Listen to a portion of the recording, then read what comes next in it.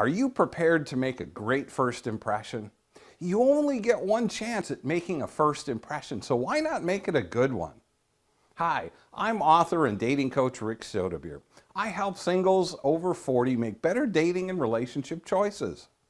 Before we get started, please hit the subscribe button below if you want to see more great and informative videos like this one each week.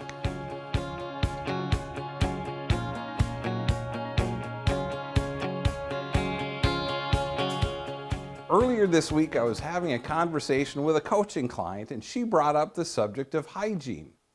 It prompted me to think that today it would be a good time to cover this topic again. In an ideal world, I shouldn't have to address any of this, yet here we are.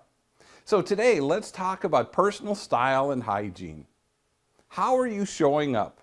Are you showing up prepared to meet the potential love of your life, or are you showing up with a "I could give a rip" attitude?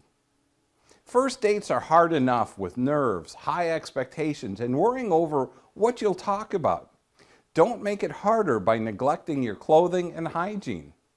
It's stereotypical to think that this is just a guy problem.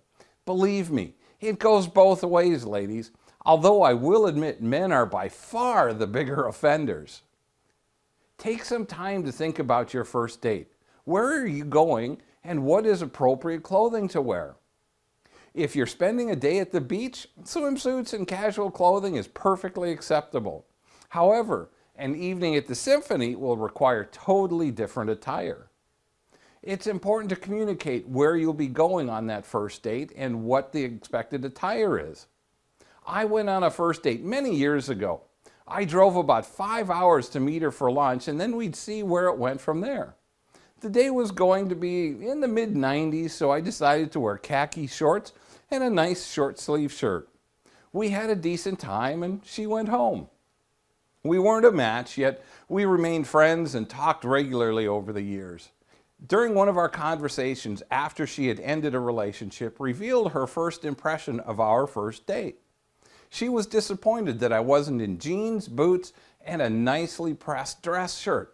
I had no idea that's what she wanted or expected. It's all about communicating expectations so you can put your best foot forward.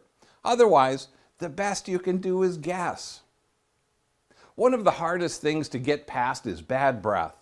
Have you ever met someone and their breath was so bad that you had a hard time even getting close enough to talk to them? Smoking, drinking coffee or wine, or eating spicy and garlicky food can leave you with some pretty horrendous breath.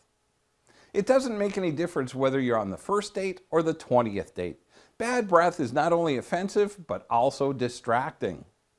It's extremely difficult to focus on the conversation when you're constantly trying to maneuver upwind to avoid the odor.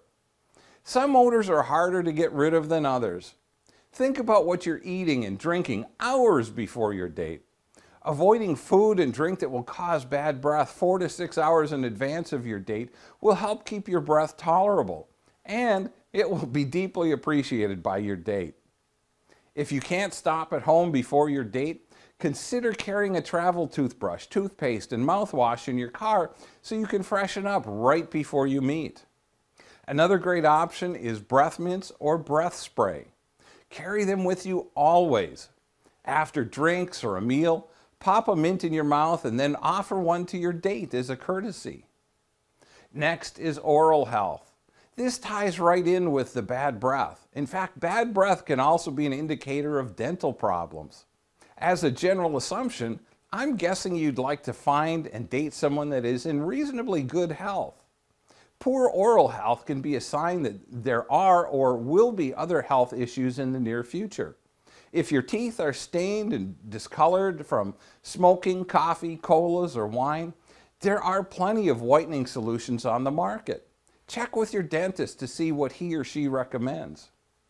While you'd think it goes without saying, make sure you brush and floss every day, and especially before a date. It goes a long way to making a good first impression. No one wants to kiss a mouth full of cavities, tartar buildup, and bad breath. Right up near the top of the offensive scale is body odor.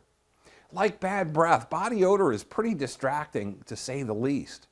This is another condition that you clearly want to be upwind of. The great thing is that this condition is usually quite controllable. There are a couple of biological conditions that may cause uncontrollable body odor, but for the most part, it's pretty easily taken care of. I shouldn't have to tell any of you this because it should have been taught at home or in health class in high school. Step 1 is to shower regularly. Make sure you do a good job of scrubbing everything. Offensive odors are not just limited to the underarms. Make sure you wash your hair. Stringy, oily hair is not attractive regardless of whether you're a man or a woman. Next, use deodorant. This should go without saying, but you'd be surprised at how many people neglect this part of personal hygiene. Trim unsightly hair. This not only means getting a haircut regularly, it also means trimming other places. As we age, hair starts to grow in unusual places. Men, keep your eyebrows, ears, and nose trimmed. It can be a huge turnoff for women when you have gangly hair growing over your eyes and out of your nose and ears. Ladies, this also applies to you as well. Waxing or shaving is a great way to take care of a lot of your issues. It can be intimidating to kiss a woman with a thicker, stiffer mustache than me. Making a good first impression will take some effort and thoughtfulness on your part. The recommendations above should be part of your daily routine. Doing these things can increase your odds of making it past the first date. It's not a guarantee, but at least you won't be kicked to the curb for poor hygiene. I hope I've given you some insight to make healthier dating and relationship decisions. I'll see you next week. Until then, have a great and blessed day.